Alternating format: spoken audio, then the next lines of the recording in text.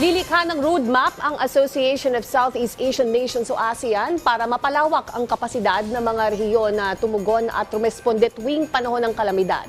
Yan ay sa pamamagitan ng ASEAN Strategic Protocol for Emergency and Comprehensive Transformation o ASPEC Framework. May report si Gab Villegas.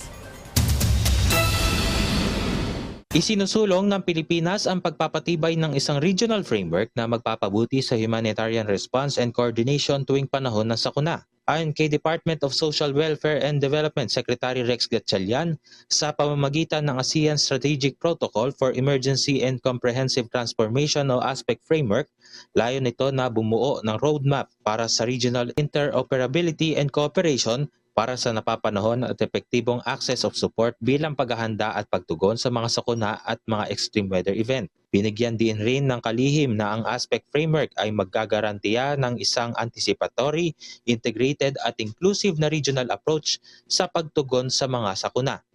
Ang tema lagi ng ASEAN is to make sure na regional cooperation is at the heart of everything we do.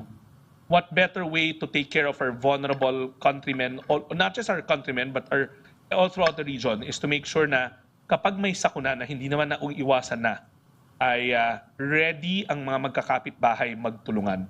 Ayon pa sa kalihim, ang nasabing framework ay isang mahalagang dokumento na alinsunod sa Pro-People Agenda ng ASCC. Isa rin sa mga nilalaman ng framework ay ang pag-operationalize ng isang trigger mechanism na magpapagana sa regional interoperability. So sa framework na isusulong sa mga darating na araw, kasi magkakaroon pa ng mga pagpupulong, gagawa tayo ng una, trigger mechanism.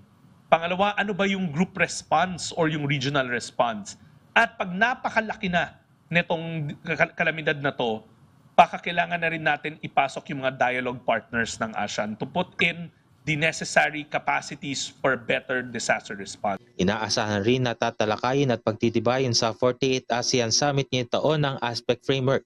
Bukod pa rito, nakatuon rin ang 35th ASCC Council meeting sa mga prioridad para sa regional people empowerment sa ilalim ng acronym na RISE o RISE na ang ibig sabihin ay Resilient and Empowerment Families, Inclusive Development, Smart Youth and Innovation, and Environmentally Sustainable and Food Secure Future. Gab Humilde Villegas para sa Pambansang TV sa Bagong Pilipinas.